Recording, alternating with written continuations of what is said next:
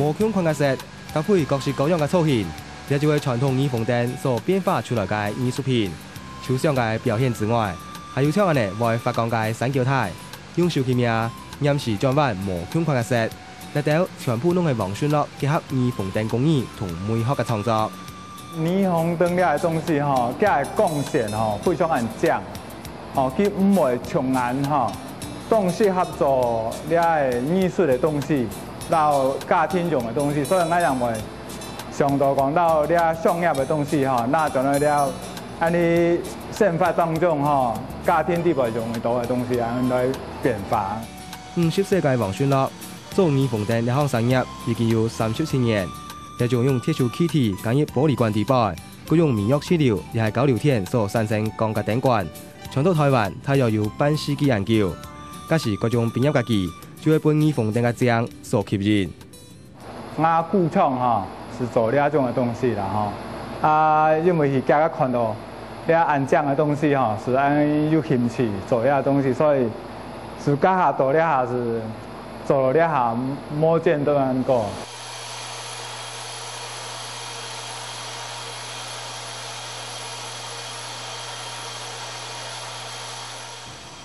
呢下王宣乐当初使用嘅工具，雅斯炉火係一條線，呢就係20萬年前為咗應付大量嘅外銷訂單所研發出來嘅。安尼做用嘅火啦吼，火頭啦，全部加台北漢模，所以是伫美國啊，講究簽呢種嘅火頭轉來講究安嘅火合作，所以加安尼做了先把東西可以開發安尼嘅火頭啦。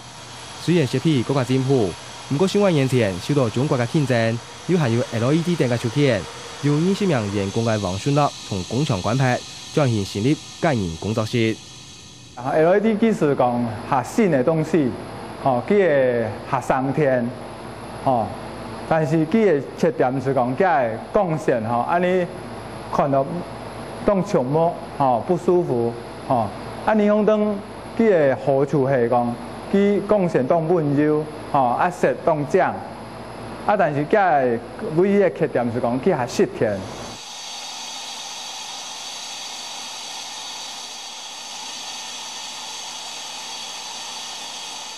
今年拄好係耳鳳燈拿來做廣告用途200周年，王宣樂決定做200個人氣耳鳳燈，向下吊鬧熱。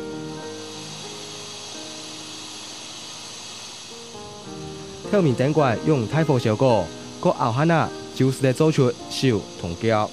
霓虹燈吼，佢屬於控性嘅玻璃啦所以加熱當中你若摸落去噴佢是會揪下會變體所以切到有條塑膠管去噴佢，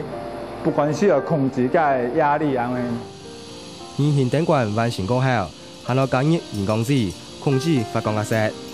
到進行真空處理之前，王宣樂還會拿出針筒。向燈管底板注入一滴液體。安尼係氬氣系列燈管它一定要有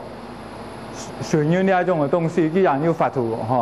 產生那個電離的效果。詳細結合管線，放入鐵鏽嘅機器底板，本燈管真空，同時加入氬氣。30分鐘過後，就是嚟完成。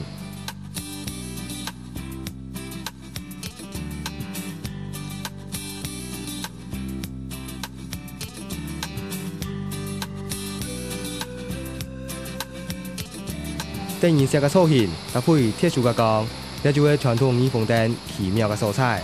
小奇妙燈管係會發出無孔框嘅光。該係單極嘅霓虹燈佢是有正極點點，所以佢嘅負極係喺個空氣當中，所以安尼收就負極滅落去嘅時陣，佢實是會貼下降下降安尼。王宣樂當有自信嘅講。呢下是在用手工完成傳統耳鳳燈，到台灣只有佢一個人。而為了套設備就話幾百萬，同時大部分嘅工廠也改為生產 LED 燈咧。種嘅東西商業用嘅你啊漸漸下少咧有新嘅東西來取代所以你啊霓虹燈商業用嘅幾率冇咁高咧，所以你下是慢慢是下冇人學嘅。傳統工法長期會被現代科技所取代，呢點王宣樂也當清楚。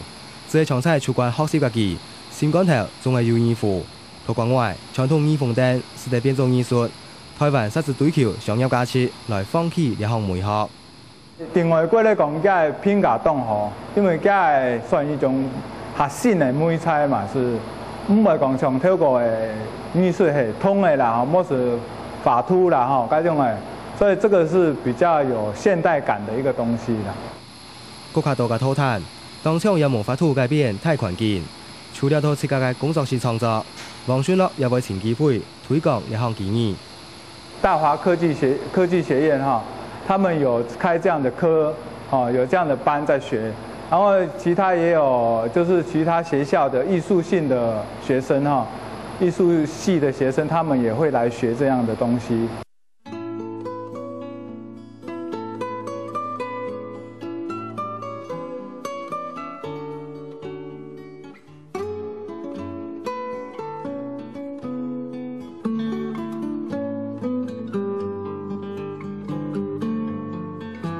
王宣樂講，學生從細攏係忙學年，不過佢並唔係因為安尼來放棄，只係一心想定愛三萬個將傳統耳鳳燈變化出國卡道嘅可能，讓大家看到耳鳳燈無窮盡嘅魅力同美感。